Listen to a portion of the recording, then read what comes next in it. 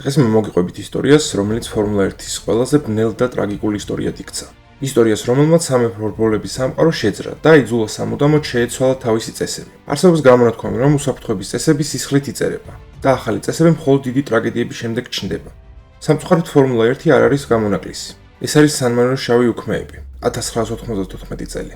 ისტორია, რომელმაც ჩვენს საყვარელ სპორტს აჩუქა უსაფრთხოების ახალი ეპოქა, რის შედეგადაც ჩემპიონს 20 წელზე მეტი ხნის განმავლობაში არ დაუკარგავს არც ერთი პილოტი. თქვენ უყურებთ პატოგ მემორის, ასე რომ დავიწყოთ.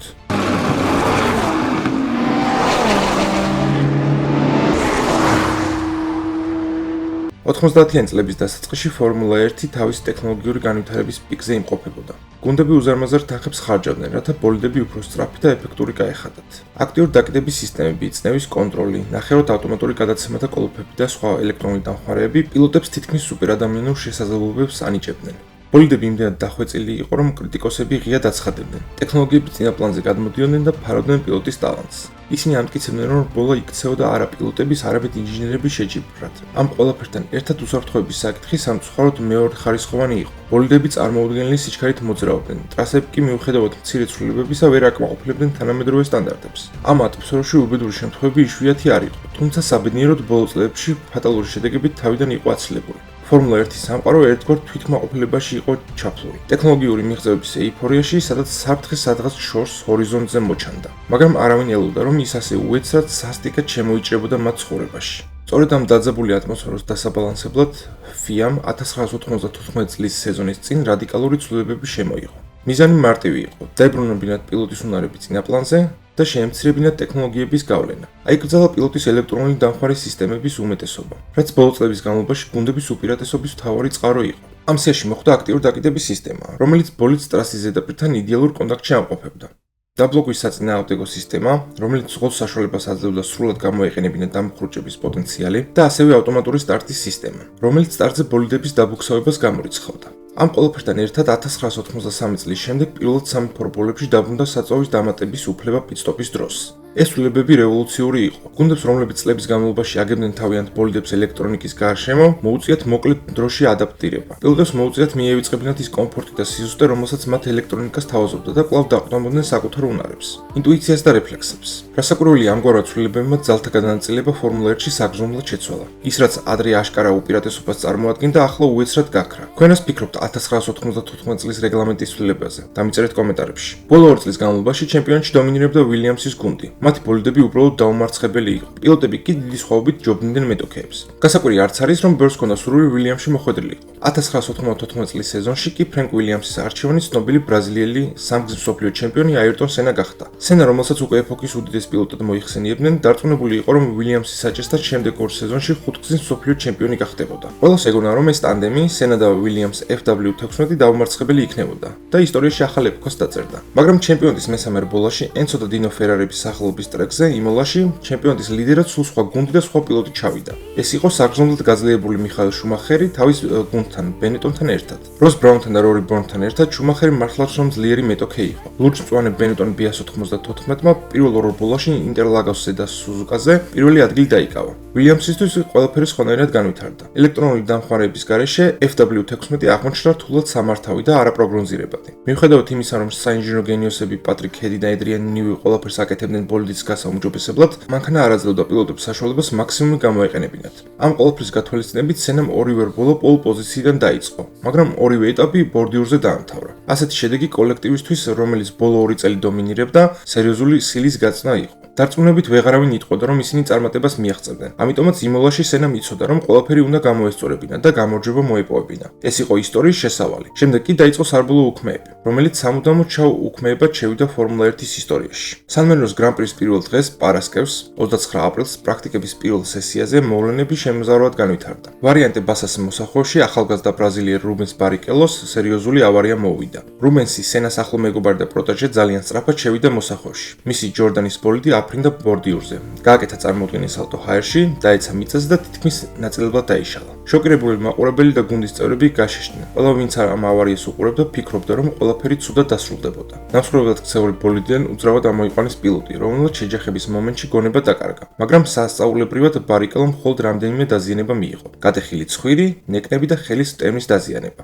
ავარიის შემდეგ პირველივე 5 წუთში ბარიკელო საავადმყოფოში გადაიყვანეს. მეგობრისა და მოსწავლის ავარიამ სენა შოკში ჩააგდო. ის მაშინვე მივარდა შემთხვევის ადგილზე. სენა მივიდა ფორმულა 1-ის მთავარ ექიმთან, ლეგენდარულ სიდ ვოტკინსთან და სთხოვა ავარიის ადგილზე წაეყვანა. ვოტკინს გაუკვირდა სენას ასეთი რეაქცია, რადგან ასეთი რამ აქამდე არასდროს უნახავს. მოგვიანებით ბარიკელო იხსენებდა, რომ პირველი ვინც გაღვიძების შემდეგ დაინახა, სწორედ აირტონ სენა იყო. ის ტიროდა, იხსენებდა რუბენსი. ამ ავარიის შემდეგ პადოქში ყველა ცოტათი დაწყნარდა. თუ ასეთი შეჯახების შემდეგ პილოტი უბრალოდ მცირე დაზიანებით გამოძვრა, ესე იგი საშიში არაფერი იყო. ასე ფიქრობდა ბევრი. სესიები განახლდა, სენამ დაამყარა ტრასის ახალი რეკორდი, მაგრამ ის როგორც ფიზიკურად, ასევე მენტალურად გამოფიტული იყო. სესიების შემდეგ, როდესაც ჟურნალისტი ბარიკელოს ინციდენტზე ეკითხებოდა სენას, მან სამჯერ დაიწყო თავისი პასუხის გაცემა და სამივეჯერ ფიქრებში დაიკარგა. სიტყვები ვერ მოძებნა. შემდეგ შეცვალა თემა და განაცხადა, რომ იმოლას ტრასა ძალიან საშიში იყო. ამ ყველაფრის შემდეგ მან ბოდიში მოიხადა და უილიამსის ბოქსებში გაუჩინარდა. ასეთი განცხადებები შემთხვევითი არ იყო, რადგან სეზონის დაწყებამდე ტესტები იმოლაში ტარდებოდა. ზუსტად მაშინ პილოტებმა რბოლის ორგანიზატორებს უთხრეს, რომ ტრასა ზოგ ადგილას უსწორმასწორო იყო და როდესაც ისინი სწრაფად მიდიოდნენ, ბოლიდები ჰაერში ხდებოდნენ. ავტოდრომის მფლობელებმა პირობა დადეს, რომ რბოლის დაწყებამდე ტრასის უსწორმასწორო ადგილებს გამოასწორებდნენ, მაგრამ რამდენად შეასრულეს მათ ეს პირობა, არავინ იცის. ღელვარება იზრდებოდა, მაგრამ ყველაზე უარესი წინ იყო. შემდეგ დღეს, შაბათს 30 აპრილს საავადმყოფოდან დაბრუნდა რუბენს ბარიკელო. მარჯვენა ხელი გადახვეული ჰქონდა, ცხვირი ჰქონდა გატეხილი. ეს უქმეები მისთვის დასრულებული იყო, მაგრამ ის მაინც ამბობდა, რომ მზად იყო რბოლაში ჩართულიყო და ტრასაზე გასულიყო. რასაკვირველია, ყველა გახარებული იყო, რომ რუბენსის ჯანმრთელობას საფრთხე არ ემუქრებოდა. პადოქში ხასიათი ყველას გამოუკეთდა, მაგრამ ყველაზე საშიში რამ წინ იყო. დაიწყო კვალიფიკაციის მეორე სესია. ტრასაზე გამოჩნდა 34 წლის ავსტრალიელი დებიუტანტი როლანდ რაცენბერგერი, სიმტეკის გუნდის პილოტი. პირველად როლანდი ინტერლაგოსზე გამოჩნდა. იმ კვალიფიკაციაში მან 27 პოზიცია დაიკავა, ამიტომაც რბოლის სტარტზე ვერ მოხვდა. იმ დროს მხოლოდ 26 პილოტს შეეძლო რბოლაში მონაწილეობის მიღება, ამიტომაც თუ კვალიფიკაციაში კარგ დროს ვერ დააფიქსირებდა, რომელიმე პილოტი რბოლას ეჩშებოდა. სამაგიეროდ ორ კვირაში იაპონიაში მან არამხოლოდ შეეძლო კვალიფიკაციის წარმატებით ჩაბარება, არამედ ფინიშამდეც მივიდა რბოლაში მე-11 პოზიციაზე. სიაში შემდეგი სან მარინოს გრან-პრი იყო. როლანდს არამხოლოდ იგივე შედეგის დაფიქსირება, არამედ გაუმჯობესებაც უნდოდა, რათა თავისი ადგილი გუნდში გაემყარებინა. ის ცდილობდა სწრაფი წრის დაფიქსირებას. ტამბურულოს სწრაფი მოსახვევიდან გამოსვლას ავსტრალიელის ბოლიდს მოწყდა წინა ფრთა, სავარაუდოდ წინა წრეზე ბორდიურზე შეხების გამო. უკონტროლო ბოლიდი 114 კმ/სთ სიჩქარით გადავარდა ტრასიდან და ვილნოვის მოსახვევში ბეტონის კედელს შეეჯახა. შეჯახება ისეთი ძლიერი იყო, რომ ბოლიდი ნამსხვრევად იქცა. დამტრეული სიმტეკი ინერციით შემდეგ მოსახვევ ტოზამდე მიიყვანა. როლანდი იჯდა ბოლიდში უძრავად. თავი მკერდზე ჰქონდა ჩაქინდრული. ავსტრალიის მუზარაძე სისხლის დიდი ლაქა მოჩანდა. ავარიიდან 12 წამში სამედიცინო გუნდი უკვე იქ იყო. რამდენიმე წუთის შემდეგ კი მთავარი ექიმი სიდ ვოტკინსი მივიდა. იმ დროისთვის მისმა კოლეგებმა მოასწრეს როლანდის დასისხლენებული თავიდან მუზარადის მოხსნა. შეერთეს ის ხელოვნური სუნთქვის აპარატზე, გაუკეთეს გულის მასაჟი და ელექტროშოკიც გამოიყენეს. მაგრამ ყველაფერი ამაო იყო. რაცენბერგერი სასწრაფოს მანქანაში შეიყვანეს და ავტოდრომის სამედიცინო პუნქტში გადაიყვანეს. იქიდან კი ვერტფრენდ ბოლონიის მაჟორეს საავადმყოფოში. ტოზას მოსახვევთან გამოჩნდა აირტონ სენა. ბრაზილიელს უნდოდა, რომ მარშალებს გასაუბრებოდა, რომლებმაც ეს ავარია ნახეს. ის ერთ-ერთ უსაფრთხოების მანქანას გამოვიდა. რამდენიმე წუთის შემდეგ ვერტფრენდი დაეშვა მაჟორეს საავადმყოფოში, მაგრამ ექიმებს აღარაფერი შეეძლოთ. როლანდ რაცენბერგერის საავადმყოფოში მისვლისთანავე გარდაცვლილად გამოცხადდა. იმ დროისთვის სენა მიიღო გაფრთხილება რბოლის დირექციისგან, რადგან ის თვითნებურად შეიჭრა ავარიის ადგილას. მას შემდეგ, რაც ბრაზილიის მოთხოვნა დეტალურად გამოეძიებიათ ავარიის მიზეზი, უყურადღებოდ დარჩა, პადოქში გაისმა შემზარავი ჭორები. ამბობდნენ, რომ რბოლის ორგანიზატორებმა როლანდის სიკვდილი დააფიქსირეს, როდესაც ის ვერტფრენდს საავადმყოფოსკენ მიყავდათ, რადგან თუ დაღუპვის ფაქტი ტრასაზე დაფიქსირდებოდა, რბოლა უნდა გაუქმებულიყო. ამბობდნენ იმასაც, თითქოს მარშალებმა სენას უთხრეს, რომ როლანდი უკვე ცოცხალი აღარ იყო ავარიის ადგილას და ამიტომაც მიიღო სენამ გაფრთხილება დირექციისგან. სასტუმროში დაბრუნების შემდეგ სენას ფრენკ უილიამსი გაესაუბრა და დაამშვიდა, რის შემდეგაც სენამ რბოლაში მონაწილეობის მიღება გადაწყვიტა. ბოლა, რომელიც დირექციას უნდა გაეუქმებინა პილოტის დაღუპვის გამო, მაგრამ ბერნი ეკლსოუნი, მაშინდელი ფორმულა 1-ის ბოსი, თვლიდა, რომ რბოლა უნდა ჩატარებულიყო. თქვენ რას ფიქრობთ? ორგანიზატორებს უნდა შეეჩერებინათ რბოლა თუ არა? ორი შემზარავი ავარიის მიუხედავად იმლოს კვალიფიკაცია განახლდა, მაგრამ უკვე ლიდერების გარეშე. უილიამსის და ბენეტონის პილოტები იმ დღეს აღარავის უნახავს. აირტონის საუკეთესო დრო კი ვერავინ გააუმჯობესა. ამიტომაც სენა როგორც პოლ პოზიციის მფლობელი პრესკონფერენციაზე აუცილებლად უნდა მოსულიყო, მაგრამ ის კატეგორიულად წინააღმდეგი იყო და გუნდის მფლობელმა ფრენკ უილიამსმა განაცხადა, რომ მზად იყო ჯარიმა გადაეხადა. სენაც მაგალითად სხვა პილოტებმაც მიბაძეს, რის გამოც ჟურნალისტებთან შეხვედრა გაუქმდა. შემდეგ დღეს კი აირტონ სენამ გააკეთა შემზარავი განცხადება. ფორმულა 1-ში არ არიან მშიშრები. ყველა მიცის რაში იღებენ ფულს, მაგრამ ერთია როცა უბრალოდ რისკავ, მეორე კი როდესაც პირდაპირ სიკვდილზე მიდიხარ. მე კი გული ძალიან ცუდს მიგრძნობს. და მისმა წინათგრძნობა მას არ უღალატა. კვირა 1 მაისი 1994 წელი. დაძაბულობა პადოქში და ტრიბუნებზე იგრძნობოდა. ჰაირი სავსე იყო შიშით, მაგრამ ამავდროულად ბოლის წყურლიც იგრძნობოდა. მილიონობით მაყურებელი მთელი მსოფლიოს მასშტაბით თვალს ადევნებდა ამ ტრაგიკულ სანახაობას. არ იცოდნენ რა ელოდათ. ბოლის სტარტზე დრამა გაჩაღდა. ლეხტის ბოლით ძრავა ჩაუქრა. მას კი უკნინა ლოტუსის პილოტი პედრო ლამი შეეჯახა. ბოლიდების ნამსხვრევები ტრიბუნებზე გადავარდა და 9 ადამიანი დაშავდა. 8 მაყურებელი და 1 პოლიციელი. საბედნიეროდ პილოტები არ დაზიანდნენ. ტრასაზე უსაფრთხოების მანქანა გამოვიდა. სანამ მარშალები ტრასას გაწმენდნენ, ამ დროს სენა ლიდერობდა. მის უკან იყვნენ მიხაელ შუმახერი ბენეტონით, გერჰარდ ბერგერი ფერარით და აირტონის მეწყვილე დეიმონ ჰილი ვილიამსით. 5 წრის შემდეგ უსაფრთხოების მანქანა პიტლეინზე შევიდა. ბოლა განახლდა. პილოტები ისევ ბრძოლაში ჩაერთნენ. უკვე მოგვიანებით შუმახერმა თქვა, რომ მაშინვე შეამჩნია ვილიამსის ბოლიდის ნერვოზულობა ტამბურელოს მოსახვევში. მე-7 წრე 14 საათი და 17 წუთი ადგილობრივი დროით.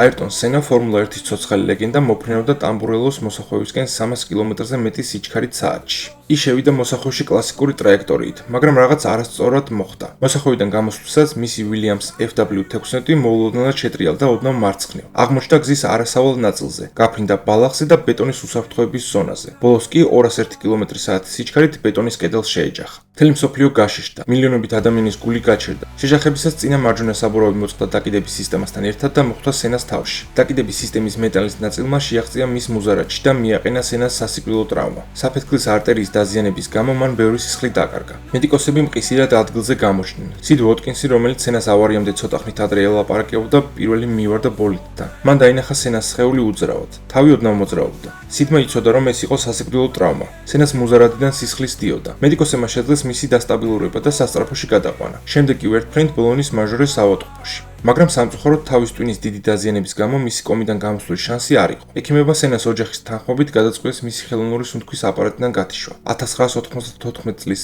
1 მაისს 18 საათს და 40 წუთზე აირტონ სენა გარდაიცვალა. ავარიის ზუსტი მიზეზი დღემდე უცნობია, მაგრამ ერთ-ერთი მთავარი ვერსიის თანახმად პილოტის მოთხოვნიდან გამომდინარე მექანიკოსებმა შეცვალეს საჭის კონფიგურაცია. ამოიღეს საჭის მილი და შეცვალეს ნაკლები დიამეტრის მქონე მილით. სავარაუდოდ საპასუხისმგებლო მომენტში ის შემოტრიალდა და ბოლიდი უკონტროლო გახდა. ეს მხოლოდ ვერსია, მაგრამ ის დღემდე აქტიურად განიხილება. მოგვიანებით ბოლიდან ამოიღეს სისხლით შეღებილი ავსტრიის დროშა. ზუსტად ის, რომლითაც აირტონს უნდოდა პატივი ეცა დაღუპული კოლეგისთვის, როლანდ რაცენბერგერისთვის. ამ ტრაგიკული გრან-პრის ბოლო წერტილი 52 წრეზე მოხდა. პიტსტოპის შემდეგ აჩქარებული მიკოლე ალბარეტოს ბოლით მოძრა საბურავი, რომელიც მოხვდა ლოტუსის და ფერარის მექანიკოსებს. 3 მათგანმა მიიღო სერიოზული მოტეხილობები და მაშინვე საავადმყოფოში გადაიყვანეს. ეს ინციდენტი შეიძლებოდა უფრო ცუდად დასრულებულიყო, მაგრამ ალბარეტომ შეძლო ბოლიდის სწორ ხაზზე შენარჩუნება და არ გაიტანა უფრო მეტი ხალხი. რაც შეეხება რბოლას, რესტარტზე ბერგერმა შეძლო ლიდერობის დაკავება და შუმახერს გაუსწრო. რამდენიმე წრის შემდეგ კი გერმანელმა დაიბრუნა პოზიცია. ბერგერს ტექნიკური პრობლემების გამო მოუწია რბოლის ნაადრევად დასრულება. შუმახერის პიტსტოპის დროს პირველ ადგილზე გადავიდა მიკა ჰეკინენი, ვისთვისაც ეს იყო ფორმულა 1-ში ლიდერობის პირველი წრეები. მაგრამ მისი პიტსტოპის შემდეგ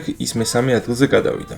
მიხაელმა თავისი იდეალური ტაქტიკით აჯობა ნიკა ლარინის, რომელიც ფერარიში ჟან ალეზის ცვლიდა და რბოლაში გამარჯვება მოიპოვა. იტალიელებმა კი რბოლის ბოლოს უპრობლემოდ გადაუსწრო ჰეკინენს და მეორემ გადაკვეთა ფინიშის ხაზი. დაჯილდოების ცერემონიაზე ყველა პილოტმა უკვე იცოდა აირტონის დაყოფის ამბავი. ამიტომაც ყველაფერმა აღნიშვნების გარეშე ჩაიარა და ჰიმნების დასრულების შემდეგ მაშინვე დატოვეს პოდიუმი. შუმახერმა, რომელმაც იმ დღეს გაიმარჯვა, მოგვიანებით ინტერვიუში თქვა: "კი მე მოვიგე რბოლა, მაგრამ მე არ შემიძლია ვიყო ბედნიერი, ან კმაყოფილი. რაც მოხდა ამ უქმეებზე მე არასდროს მინახავს. არა მხოლოდ ეს ინციდენტი, არამედ სხვა დანარჩენი. მე რაც შემიძლია ვთქვა, იმედი მაქვს ეს ჩვენთვის გაკვეთილი იქნება. ამ სიტუაციაში შეუძლია ჩვენ ბევრი რამ გვასწავლოს და იმედი მაქვს ამ გამოცდილებას მომავალში გამოვიყენებთ, რადგან მსგავსმა სიტუაციებმა არ შეიძლება არ დატოვოს თავისი ნაკვალევი." ეს სიტყვები სრულად ასახავდა იმ განწყობას, რომელიც მთელ პადოქში სუფევდა. აირტონ სენას დაღუპვის შემდეგ იტალიის პოლიციამ საქმე აღძრა 6 ადამიანის წინააღმდეგ: იმოლა სამი მსაჯის, ფრენკ ვილიამსის, ტექნიკური დირექტორის პატრიკ ჰედის და ბოლიდის კონსტრუქტორის ედრიან ნიუის წინააღმდეგ. მათ ბრალი ედებოდათ სენას სიკვდილში, მაგრამ სასამართლომ გამოიტანა განაჩენი, რომ არც ერთი მათგანი არ იყო დამნაშავე სამგზის მსოფლიო ჩემპიონის სიკვდილში. მიუხედავად ამისა, რამდენიმე დღის შემდეგ ფრანგულმა გაზეთმა ლიბერეიშენმა ღია დაადანაშაულა ფედერაცია რაცენბერგერის დაღუპვის ფაქტების ჩაწყობაში და განაცხადა, რომ ორგანიზატორები ვალდებულები იყვნენ რბოლა გაეუქმებინათ. სამწუხაროდ, რაიმეს დამტკიცება უკვე შეუძლებელი იყო. შოკიდან გამოსვლის შემდეგ ფიაში მიხვდნენ, რომ უსაფრთხოების წესებისთვის რაღაც უნდა უნდა გაეკეთებინათ. უსაფრთხოების იმდენად გაძლიერება, რომ შემთხვევები ნულამდე დაყვანილიყო შეუძლებელი იყო, მაგრამ მინიმუმამდე დაყვანა შესაძლებელი. ეს ტრაგედია გახდა გარდამტეხი მომენტი ფორმულა 1-ის ისტორიაში. ჟან ტოდის, მაქს მოსტს, სიდ უოტკინსის ხელმძღვანელობით FIA რადიკალური რეფორმების გზას დაადგა. პირველ რიგში ბოლიდები უფრო შინიანელეს. შემდეგი წლიდან ძრავები გახდა 3 ლიტრიანი 3.5 ლიტრის ნაცვლად, რამაც მათი სიმძლავრე საგრძნობლად შეამცირა. კოკპიტი აღჭურვეს დამატებითი დაცვის ელემენტებით, რათა პილოტის თავი უკეთ ყოფილიყო დაცული გვერდითი შეჯახებებისგან. მოგვიანებით შემოიღეს თავის და კისრის დამცავი ელემენტი ჰანსი, რომელიც დღესაც გამოიყენება და უამრავი სიცოცხლე გადაარჩინა. ეს სისტემა მნიშვნელოვნად ამცირებს თავის და კისრის ტრავმების რისკს ძლიერი შეჯახების დროს. ტრასების კონფიგურაცია შეიცვალა. კედლები, სადაც რკინის ან ბეტონის ელემენტები იყო, ძველი საბურავებით დაფარეს, რათა შეჯახების ზალა შეემცირებინათ. იმულაც არ იყო გამონაკლისი. ტამბულოს მოსახვევი გაყვეს კიდევ ერთ აპექსით და იმ დროისთვის S-ის ფორმა მიიღო, რამაც მისი სიჩქარე საგრძნობლად შეამცირა და უფრო უსაფრთხო გახადა. გაიზარდა პილოტების ნორმატივებიც, მაგალითად მათ უნდა შეძლებოდათ ბოლიდის სწრაფად დატოვება. სერიოზული ავარიების დროს მარშალებს აეკრძალათ პილოტებთან შეხება, რადგან მათ მოქმედება შეიძლება მიღებული დაზიანებები გაემძაფრებინა. გონი დამეთანხმებით, რომ ბარიკელოს ბოლიდის გადმოტრიალების დროს ისინი ვერც კი წარმოიდგენდნენ, რომ შეიძლებოდა პილოტს ლეტალური დაზიანება მიეღო. უსაფრთხოება გახდა მთავარი პრიორიტეტი. დიახ, რბოლები გახდა ნაკლებად სანახაობრივი, რადგან სიჩქარეები შემცირდა და ტრასები უფრო ნელი გახდა, მაგრამ სერიოზული ავარიების დროს პილოტები სერიოზულ ტრავმებს აღარ იღებდნენ. იმ ტრენდმა, რომელიც შავი უქმეების შემდეგ დამკვიდრდა, მისცა უფლება ჩვენს საყვარელ სპორტს, რომ 20 წელზე მეტი ხნის განმავლობაში არ დაეკარგა არც ერთი პილოტი. ვიდრე 2014 წელს ჟულ ბიანკის ტრაგედია არ მოხდა. თუმცა ამაზე უკვე სხვა დროს ვისაუბრებთ. აირტონ სენას და როლანდ რაცენბერგერის სიკვდილმა სამუდამოდ შეცვალა ფორმულა 1. ეს იყო მტკივნეული, მაგრამ აუცილებელი გაკვეთილი. დღეს ფორმულა 1 ითვლება ერთ-ერთ ყველაზე უსაფრთხო მოტოსპორტის დისციპლინად, რაც სწორედ 1994 წლის ტრაგედიის შედეგია. თუმცა კითხვა რჩება, ღირს კი ამხელა ფასის გადახდა, რომ რაღაც ვისწავლოთ. აუცილებელია თუ არა მსგავსი ტრაგედია მოხდეს, რათა დავფიქრდეთ უსაფრთხოების ზომებზე. მადლობა ყველას, ვინც ბოლომდე უყურეთ ვიდეოს. არ დაგავიწყდეთ ვიდეოს მოწონება და არხის გამოწერა. კომენტარებში აუცილებლად გამიზიარეთ თქვენი აზრი ვიდეოს შესახებ. თუ ფორმულა 1 გიყვართ, შემოუერთდით ჩემს Facebook ჯგუფს Paddock Memories. ლინკს კომენტარებში დავტოვებ, სადაც ერთად განვიხილოთ ფორმულას ირგვლივ მომხდარ ამბებს, გასულ და მიმდინარე სეზონებს.